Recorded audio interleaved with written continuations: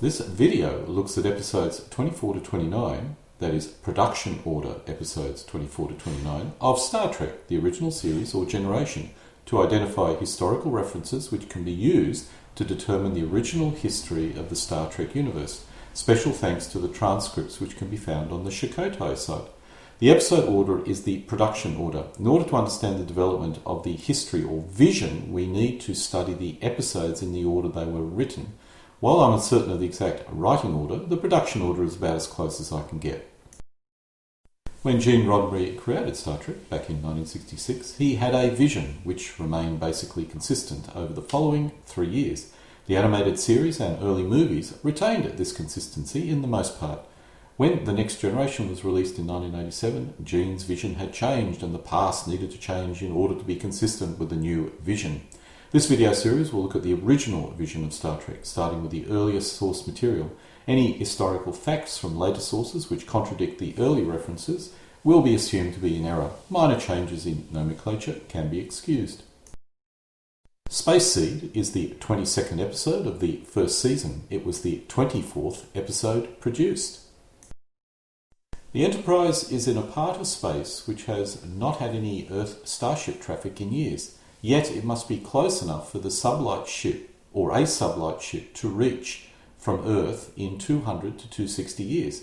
It's clearly well inside Federation space. Spock states, "Unknown, it could hardly be an Earth ship.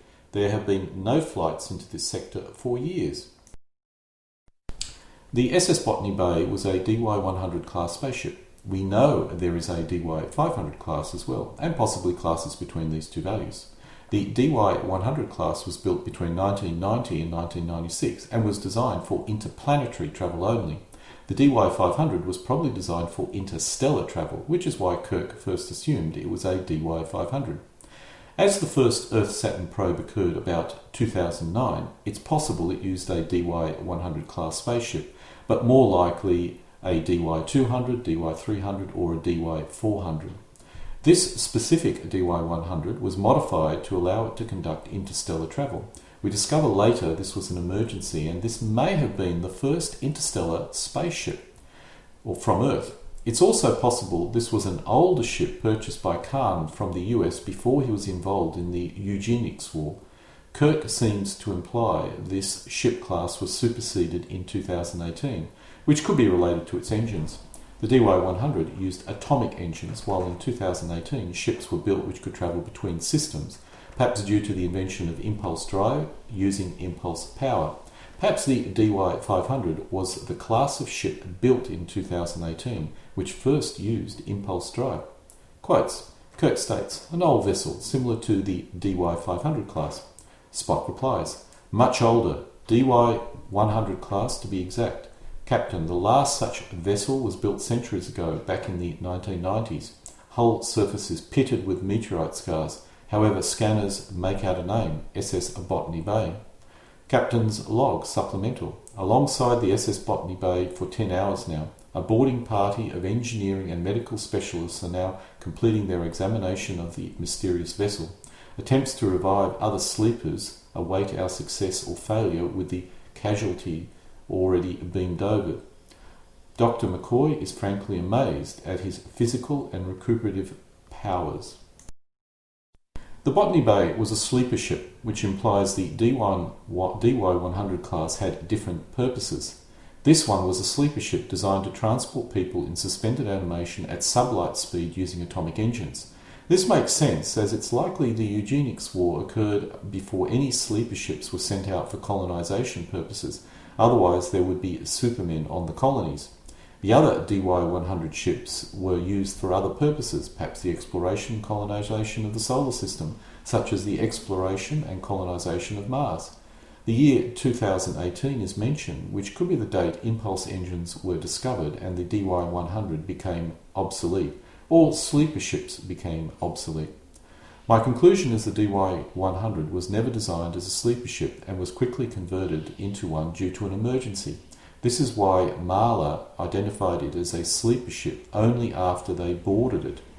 Scott states, "Definitely Earth-type mechanism, sirs. 20th century vessel, old-type atomic power, bulky, solid. I think they used to call them transistor units. I'd love to tear this baby apart. Marla replies, Captain, it's a sleeper ship. Kirk states, suspended animation? Marla responds, I've seen old photographs of this. Necessity because of the time involved in space travel until about the year 2018. It took years just to travel from one planet to another. Later, Kirk states, how long have you been sleeping? 2 centuries, we estimate. Landing party to Enterprise, come in. Kirk asks, how many alive? Scott replies, 12 units have malfunctions, leaving 72 still operating. 30 of these are women. Kirk replies again, Kirk out. 72 alive, a group of people are dating back to the 1990s, a discovery of some importance, Mr. Spock. There are a great many unanswered questions about those years. We know there was a kind of world war called the Eugenics Wars. The Eugenics Wars would have occurred before the colonisation of other planets, which probably started about 2018. In 1993, a group of genetically altered supermen took over 40 countries and began to fight among themselves. One of the supermen must have taken over a country in 1992 and remained out of the initial warfare. During this period, the remaining countries fought the supermen one by one until only one remained. They may have been helped by the supermen fighting each other. The final genetically altered supermen controlled a quarter of the Earth and ruled from 1992 through 1996. Assuming he was attacked in 1996 and defeated in a single 2-year campaign, Khan, and his followers escaped in a DY-100 sleeper ship. Most likely this was an older DY-100 purchased from the US when it was at peace, specifically to act as an emergency escape vessel in case Khan lost. Khan could have even stolen it, which may have triggered the final war. In 2009, the Earth-Saturn probe was launched by what must have been the US. This implies the US was not one of the countries taken over by one of the 40 or 41 supermen. This is also logical, as the supermen would have most likely found it easier to take over a smaller, less robust and more unstable country. Spock, no such vessel listed. Records of that period are fragmentary, however. The mid-1990s was an era in your last so-called World War. McCoy, the Eugenics Wars. Spock, of course, your attempt to improve the race through selective breeding. McCoy, now wait a minute. Not our attempt, Mr. Spock. A group of ambitious scientists. I'm sure you know the type, devoted to logic, completely unemotional. Kirk, I'm not. Oh, I need someone familiar with the late 20th century Earth. Here's a chance for that historian to do something for a change. What's her name? McIvers. Kirk, an improved breed of humans. That's what the Eugenics War was all about. Spock, there is that possibility, Captain. His age would be correct. In 1993, a group of these young supermen did seize power simultaneously in over 40 nations. Kirk, well, they're hardly supermen. They were aggressive, arrogant. They began to battle among themselves. Spock, because the scientists overlooked one fact, superior ability breeds superior ambition. Kirk, interesting, if true. They created a group of Alexanders, Napoleons. Spock, I have collected some names and made some counts. By my estimate, there were some 80 or 90 of these young supermen accounted for when they were finally defeated. A list of the racial background of the supermen is provided. This may mean nothing, as these were genetically altered supermen, which were with Khan in the largest of these countries. If they represented the countries which may have been taken over, then the Latin could be from the South American countries, the Orientals from an Asian country, a Westerner from a Balkan countries, and a mid-European from one of the former Soviet stands. Marla states, from the northern Indian area, I guess, probably a Sikh. They were the most fantastic warriors. Scott replies, there's no change, and they're mixed types, Western, mid-European, Latin, Oriental. The DY-100 was designed for interplanetary travel or within the solar system. It was not designed for interstellar travel between systems or stars. This proves the Eugenics Wars occurred before interstellar travel. Perhaps the DY-500 was an interstellar ship, or the first one. As there was a spaceship launched during this period, the Eugenics War must have been broken up into parts, so there were many parts of the world at peace while the rest were at war. This occurred during World War II, with the US at least at peace for the first 2 years. Spock states, "A strange, violent period in your history. I find no record whatsoever of the SS Botany Bay, Captain. The DY-100 class vessel was designed for interplanetary travel only. With simple nuclear-powered engines, star travel was considered impractical at the time. It was 10,000 to 1 against their making it to another star system. And why no record of the trip?" Kirk replies, "Botany Bay, that was the name of a penal colony on the shores of Australia, wasn't it? If they took that name for their vessel." Spock responds, "Your Earth was on the verge of a dark age. Whole populations were being bombed out of existence. A group of criminals could have been dealt with far more efficiently than wasting one of their most advanced spaceships." Starship 12 is mentioned. If it's the same as Starbase 9 and 11, then it's an entire Federation planet, in this case in the Gamma 400 system. Kirk orders, "Make course for Starbase 12. Our heading is Starbase 12, a planet in the Gamma 400 star system. Our command base is this sector." The last of the genetically altered dictators was Khan Noonien Singh, who controlled a quarter of the Earth. It's logical Singh was centred at India, or in India, and expanded west into the Middle East and east into Asia proper. It's unlikely to have included China, Russia or Europe, but may have included everything between Egypt, Turkey and Vietnam. He took power in 1992, probably in India, and may well have taken over many of his fellow supermen to the west and east. It's likely they peacefully joined him when they saw the other supermen fall to one of the major powers. Once the other supermen were removed, the remaining major powers probably attacked Singh. If we assumed the other supermen took over Africa, South America, the Balkans and perhaps places like North Korea, it would probably take a few years to conquer them. Thus the war with Singh probably raged for 2 years. He was overthrown in 1996 and his ship would have been launched then. Assuming the ship could reach half the speed of light, which is a real stretch, and it was travelling for 268 years, it could have travelled no more than 134 light years, more like half that. Kirk states, "Name Khan, as we know him today." Spock changes the picture. "Name Khan Noonien Singh." Spock replies, "From 1992 through 1996, absolute ruler of more than a quarter of your world, from Asia through the Middle East." McCoy adds, "The last of the tyrants to be overthrown. No wars until he was attacked." Kirk leaves the genetically altered supermen on Ceti Alpha, which is an uninhabited planet within Federation space. It is not suitable for colonisation, and based on the earlier comments about Earth ships not travelling in this space for years, this may represent an uninhabited gap in the Federation territory. Kirk states, "Mr. Spock, our heading takes us near Ceti Alpha star system." Spock replies, "Quite correct, Captain. Planet number 5 there is habitable, although a bit savage, somewhat inhospitable." In conclusion, this episode gives us an awful lot of additional information about the early history of the Earth, or at least the early history of the original generation or original series Star Trek universe. We discover the Eugenics War was the last of Earth's world wars and raged between 1992 and 1996. We know 1966 is the same as our history, so it's possible World War III may have occurred in the gap between 1996 and 1992. Thus, this is World War IV, as well as being the Eugenics War. I suspect this is the case based on later episodes, but we know there was no more world wars after 1996. It's possible there may be a later Earth-Mars war, but Mars would simply lack the capability of doing this, and regardless, we know they have colonies, which would be unlikely if it was devastated by interplanetary war. There is simply not enough time between 1996 and the beginning of the Earth-Romulan War for another major Earth war which causes widespread destruction. It's hard enough to believe Earth suffered 2 more world wars between 1966 and 1996.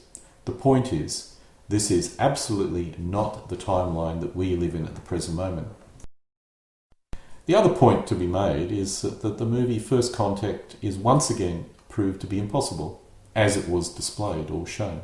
A more likely scenario is the Enterprise, or the Next Generation Enterprise, returns to 1996, which is at the peak of the Eugenics War. They may have been involved in the launching of the first sleeper ship, Botany Bay, and it could be this is when the Vulcans first learn of Earth. When Earth discovers aliens, they focus on space colonisation instead of war among themselves. The Enterprise could have gone back to a World War III, but that is very unlikely, as the Earth would have started the outward expansion then and would have had interstellar travel when the Supermen came on the scene. It's also possible that Earth saw the Vulcan impulse drive first and developed their own by 2018. Thus, the Supermen's attempt to escape Earth probably resulted in Earth discovering impulse drive and allowed them to expand far more rapidly than they did otherwise.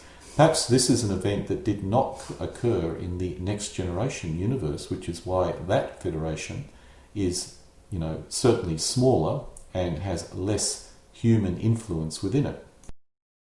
Let's try and make sense of all the information that we have in this episode and look at a possible or probable chronology. 1992, Khan takes over India.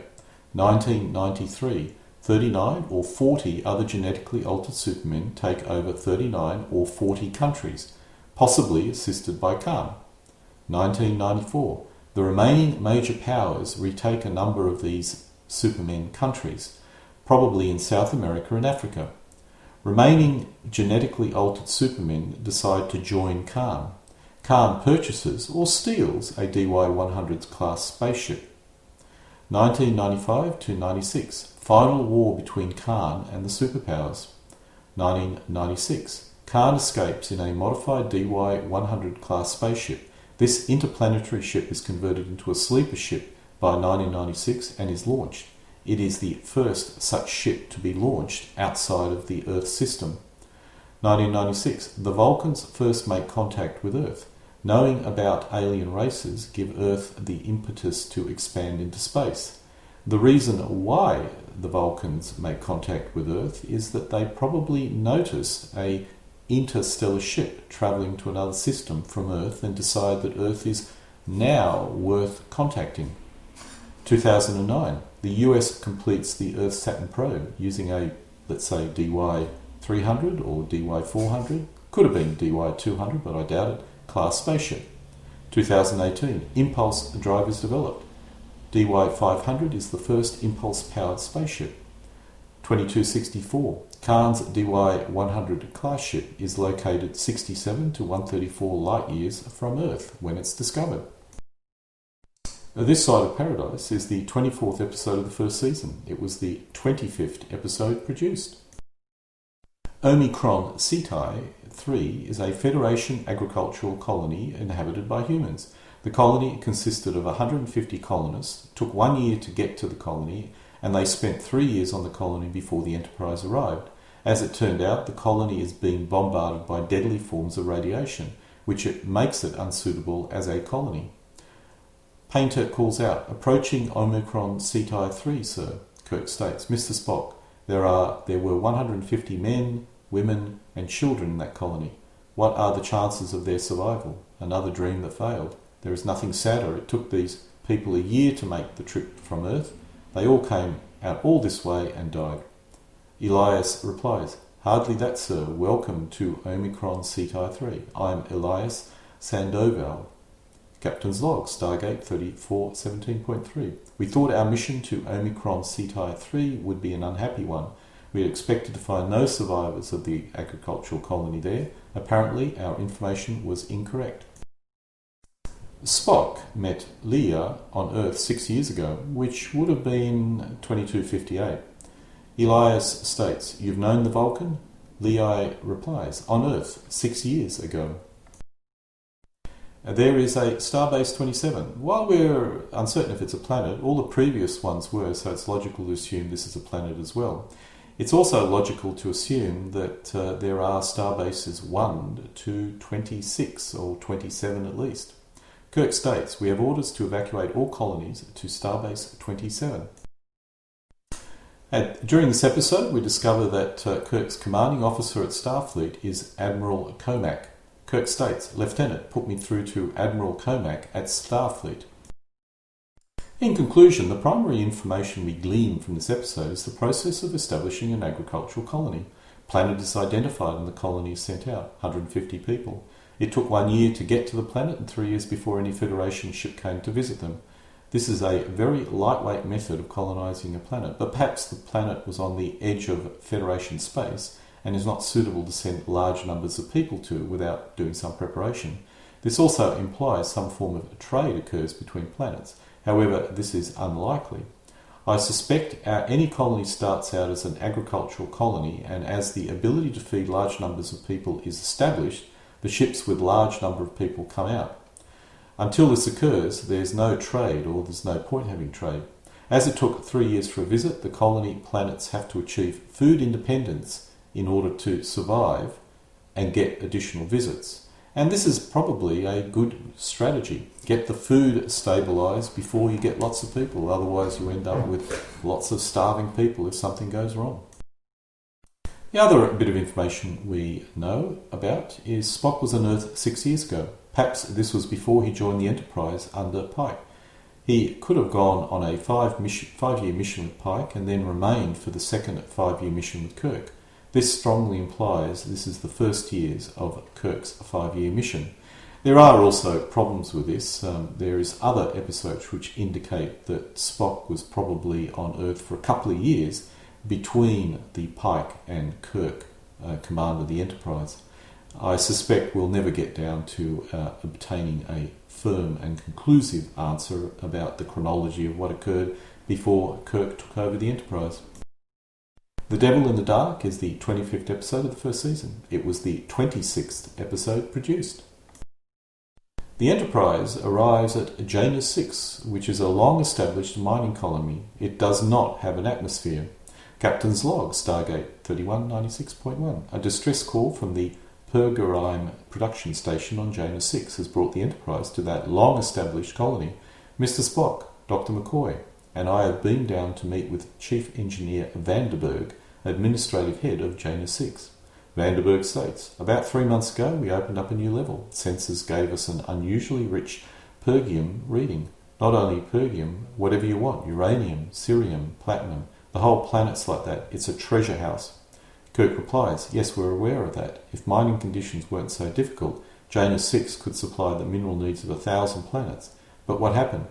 Later, Kirk states, the alternative is to evacuate all you people up to the Enterprise. 12 planets depend on you for Pergium, for their reactors. They're already screaming, reactors closing down, life support systems. The primary takeaway in conclusion of this episode is the existence of a long-established mining colony which supplies a metal called Pergium to 12 planets. The Federation engages in trade between planets of rare minerals, in this case with 12 Federation planets. Errand of Mercy is the 25th episode of the first season. It was the 27th episode produced. This episode introduces the Klingons. In this episode we discover the Klingon Empire is on the verge of war with the Federation. The Klingons conquer planets, make the citizens into slaves, and take their freedom from them. The Klingons constantly monitor each other. The Klingon Empire must be totalitarian, lacks any freedom, and constantly monitors its citizens, even its military commanders. Kirk states, negotiation with the Klingon Empire is on the verge of breaking down. Starfleet Command anticipates a surprise attack. We are to proceed to Organia and take whatever steps are necessary to prevent the Klingons from using it as a base. Later, Kirk states, I have seen what the Klingons do to planets like yours. They are organised into vast slave labour camps, no freedom whatsoever. Your goods will be confiscated, hostages taken and killed, your leaders confined. You'd be far better off on a penal planet, infinitely better off. Core provides a commentary. Today we conquer. If someday we are defeated, well, war has its fortunes, good and bad. Do you know why we are so strong? Because we are a unit. Each of us is a part of a greater whole, always under surveillance. Even a commander like myself, always under surveillance, Captain, if you will note. We're introduced to another planet, in this case an alien.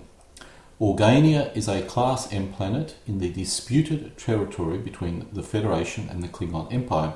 Spock notices that for tens of thousands of years there has been no development on this planet. Spock states, strategically sound, Organia is the only Class M planet in the disputed area, ideally located for use by either sides. inhabited by humanoids, a very peaceful, friendly people living on a primitive level, little of intrinsic value, approximately class D- on Richter's scale of cultures. Captain's log, Stargate 3198.4. We have reached Organia and established standard orbit. No signs of hostile activity in the area. Spock states, nevertheless, it's true, for tens of thousands of years there's been absolutely no advancement, no significant change in their physical environment. This is a laboratory specimen of an arrested culture. Of course, later in the episode we discover the Organians are actually a very advanced race, which were humanoid millions of years ago. Today they are an energy-based race which maintains a human form for visitors only. Ale-born states, millions of years ago, Captain, we were humanoid like yourself, but we have developed beyond the need of physical bodies. That of us which you see is mere appearance for your sake. Spock replies, fascinating, pure energy, pure thought, totally incorporeal, not life as we know it at all. Kirk explains, but what about this planet, the fields, the building, the citadel? Spock replies, created so the visitors such as ourselves could have convenient points of reference. I should say the Organians are as far above us on the evolutionary scales as we are above the amoeba. During this episode we discover the Federation and the Klingon Empire are at war, which is indicated by Starfleet sending a Code 1. Uhuru states, automatic all points relay from Starfleet Command, Captain. Code 1. Kirk replies, well, there it is, war. We didn't want it, but we got it. We discover there's something called Unit XY 75847, which monitors an approaching fleet of Klingons. Unit XY 75847 could be some form of surveillance craft or base. Uhuru states, Captain, Unit XY 75847 reports a fleet of Klingon ships in their sector, sir. The Klingons have at least 8 starships. There may be more, but this may represent the size of a fleet. As there are only 12 Constellation-class starships in the Federation, this may indicate that the 8 starships is a major part of the entire Klingon fleet. I'm assuming the Federation fleet is similar in size, perhaps 8 Constellation-class starships on station, including the Enterprise. The other 4 would be, in maintenance or in other parts of the various empires, perhaps.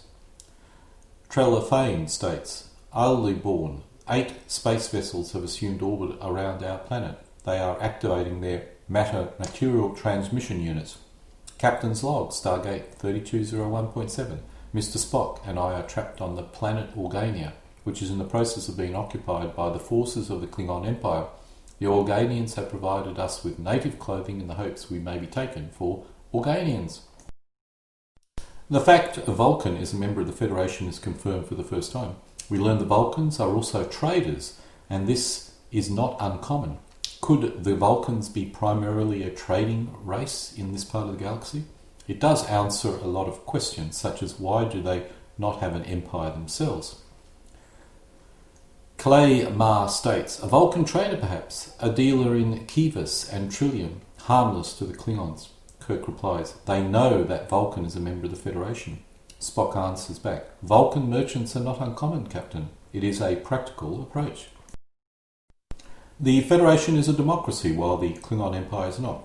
As this was written during the Cold War, there is almost certainly a parallel between the free world and the communist world here. Core states, you are of the Federation, you are much like us. Kirk replies, we are nothing like you, we are a democratic body. We get a glimpse of the differences between the Federation and the Klingons and their various grievances with each other. The Klingons believe they are the stronger. This is probably military strength, as the next grievance is the Federation is negatively affecting the Klingon Empire economy by cutting off trade. The Federation complaint is the Klingons have threatened and invaded their territory. This could imply there was a war between the Federation and the Klingons in the past. Kirk, we have legitimate grievances against the Klingons. They've invaded our territory, killed our citizens. They're openly aggressive. They boasted that they'll take over half the galaxy. Core, why not? We are the stronger. You tried to hem us in, cut off vital supplies, strangle our trade. You've been asking for war. The Organians claim the Federation and the Klingons will be friends in the future. Aldebaran states, oh, eventually you will have peace. but only after millions of people have died. It is true that in the future you and the Klingons will become fast friends. You will work together. Well, in conclusion, this episode introduces us to the Klingons. The Klingons are a totalitarian and militaristic empire which may have invaded the Federation in the past. In response, the Federation has cut off trade and are waging in some kind of economic war with the Klingons. It seems both are locked in a type of Cold War, with the Klingons being more militarily powerful and the Federation being more economically powerful. The military advantage may be boasting, but the Klingon military must have been at least as powerful as the Federation, otherwise they would not go to war. It's also interesting to note that the Organians claim that many millions of people will die in the future, which indicates that a major war between the Federation and Klingons does actually occur, but as we discover, not in the 3 years of this particular series. We discover Organia is a neutral planet between the Klingons and Federation. There are no other inhabitable planets in that region. This implies there may be some form of void between the two sides, a natural border. The fleets which are about to engage may only consist of 8 capital ships on each side. There may be a number of smaller ships as well. The Vulcans are a member of the Federation, but also seem to be a trader race. This could explain their first contact with Earth, which may have occurred before Earth had any faster-than-light space travel, when the Vulcans discovered a Earth interstellar ship, which happens to be the Botany Bay. They thought, this planet may be well worth trading with, because they were traders. It is interesting the Organians predict both the Federation and Klingons will be friends and will work together in the future.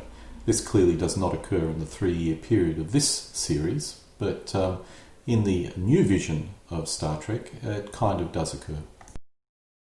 The City on the Edge of Forever is the 28th episode of the first season. It was the 28th episode produced. The Enterprise is orbiting an alien planet which once housed an ancient alien civilization, now long dead. Spock indicated the ruins are 1 million years old. It must have been difficult to find, as Kirk indicates they were led there by some unusual readings. Kirk states, maintain orbit, open the channel to Starfleet Command. Precautionary measures, Lieutenant. Broadcast to Starfleet Command my past week's log entries, starting with the unusual readings we had on the instruments and how they led us here. Inform Starfleet Command that apparently something or someone is down on this planet. Later, Kirk states, these ruins extend to the horizon. Begin recording. Spock replies, and of considerable age, on the order of 10,000 centuries old. The alien planet houses a type of machine or entity or whatever called the Guardian of Forever, which can allow you to view and travel into the past. I wonder if this machine was somehow responsible for the death of the ancient civilization. It would make a good story. Guardian states, before your sun burned hot in space and before your race was born, I have awaited a question. I am Guardian of Forever. Kirks replies, are you a machine or being? Guardian replies, I am both and neither. I am my own beginning, my own ending. Spock adds, a time portal, Captain. A gateway to other times and dimensions, if I'm correct. McCoy was able to change the timeline, but Kirk and the landing party remained unchanged. If McCoy caused a split in the timeline, Kirk and Spock must have ended up in the new timeline.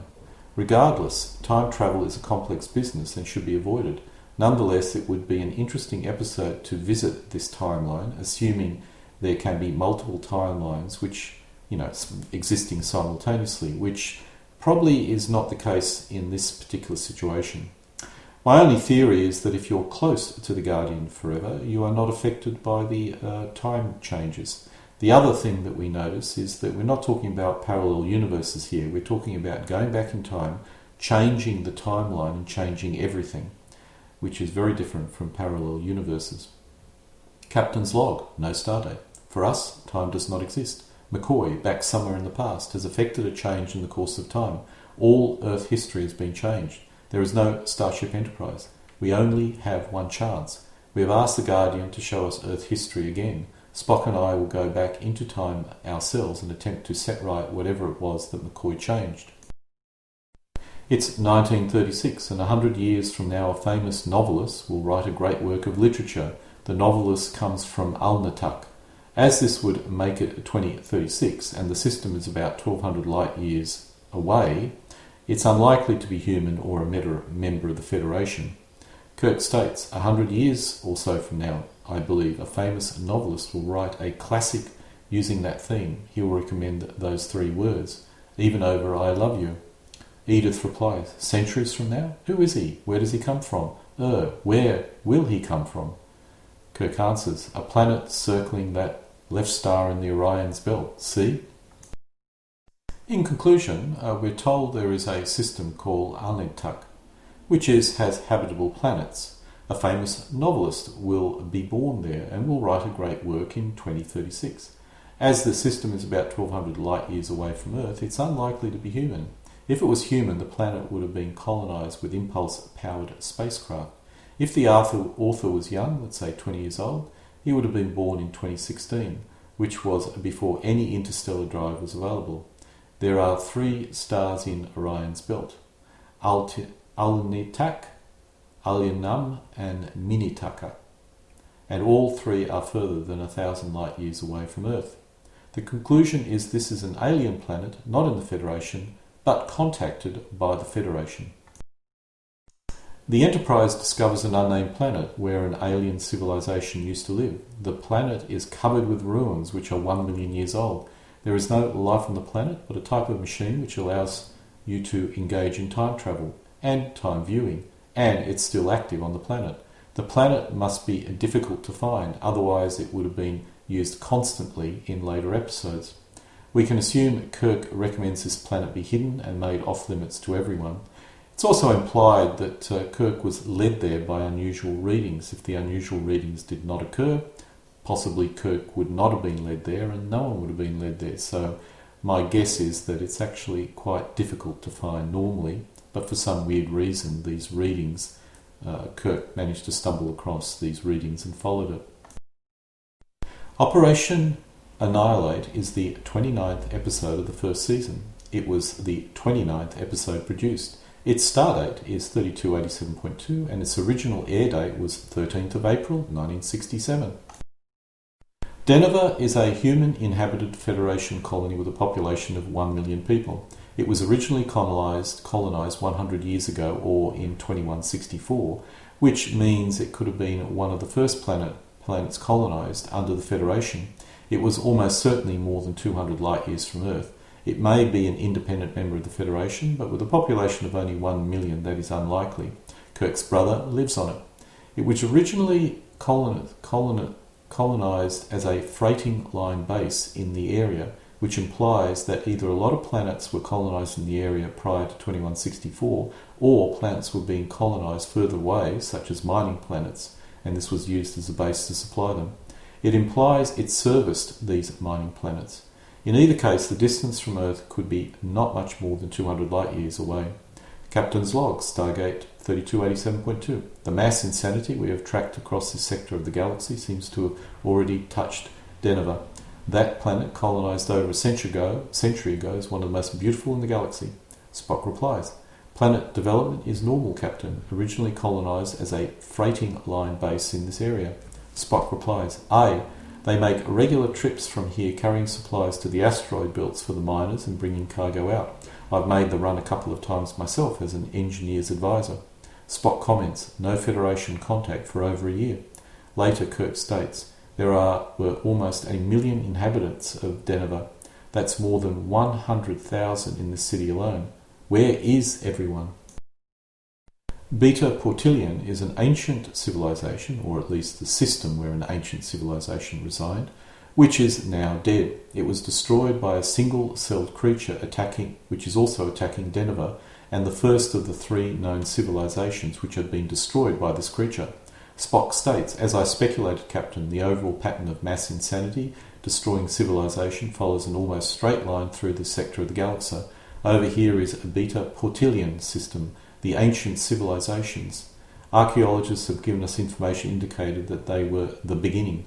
Later, Spock states, I regret I see no other choice for you, Captain.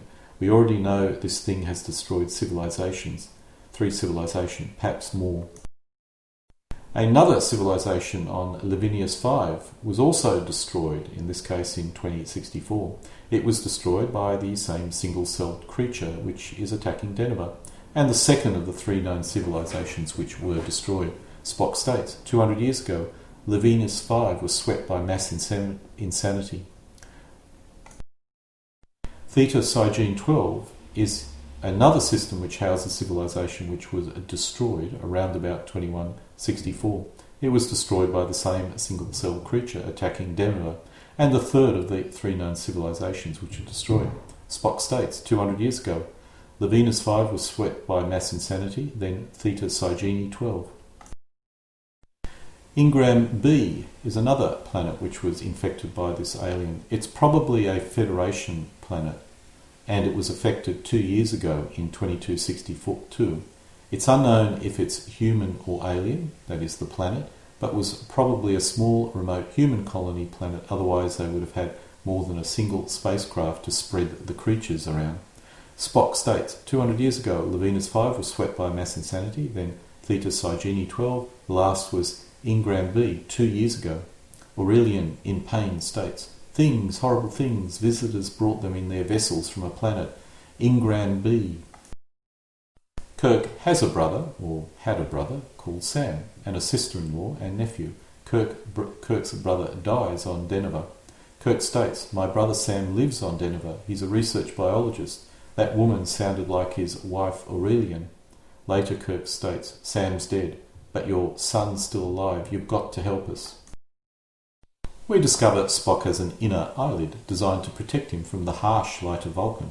Vulcan obviously gets a lot more sun than Earth does. McCoy states, the blindness was temporary, Jim. There is something about his optical nerves which aren't the same as humans. Spock replies, a hereditary trait, Captain. The brightness of the Vulcan sun has caused the development of an inner eyelid which acts as a shield against high-intensity light. Totally instinctive, Doctor. We tend to ignore it as you ignore your own appendix. In conclusion, we discover that 3 alien civilizations were destroyed by an alien single-celled creature. This is Beta Portilin in ancient times, Lavinius 5 in 2064, and Theta Cygene 12 between 2064 and 2262, probably in 2164. None of these civilizations would have possessed interstellar space capabilities, otherwise the creature would have spread far and wide. They were all likely reasonably close to each other. Deneva is a human-populated Federation colony planet, which acts as some type of freighter hub for a number of mining planets. The mining planets would all be Federation and probably human. It was founded shortly after the formation of the Federation. The interesting point is it took 100 years for the population to reach 1 million. This represents a very slow population increase, but it's possibly, for the first half of its existence, it was a frontier transport hub with a very small population that didn't really grow very much. Ingram B is most likely a very small human-populated Federation colony, as it only had a single spaceship to spread the single-celled creatures. Ingram B experienced mass insanity in 2262. I have to assume by the time the Federation arrived everyone was dead, with the sole spacecraft missing. I must admit this is not really a very satisfactory explanation, but is possibly plausible. One other guess is the planet was a very distant Federation outpost and it took 2 years for the small spacecraft to reach Deneva. It's possible the spacecraft used impulse drive, so it could have been as close as 200 light years away. If this is correct, why didn't the Federation send a spacecraft to investigate? So I think the distance is closer to 800 light years, and the Enterprise is the only multi-warp capable spaceship in this part of space. After going to Deneva, it would have probably go to Ingram B, or gone to Ingram B. It's also possible Ingram B is an alien non-Federation planet, but then why would the Enterprise know about it? Perhaps it's a base servicing the investigation of the 3 dead planets already destroyed by the creatures. A lot of unanswered questions here, but I'll go with this planet being a small Federation colony planet with a single spacecraft, which probably did support the investigations of the 3 dead planets. The episode scripts can be found on the URL shown or in the notes. It becomes obvious that many of the later Star Trek movies and shows do not align with the original vision of the series. This is common in real history as later historians attempt to change the past in order to justify their beliefs in the present. Live long and prosper, Star Trek fans.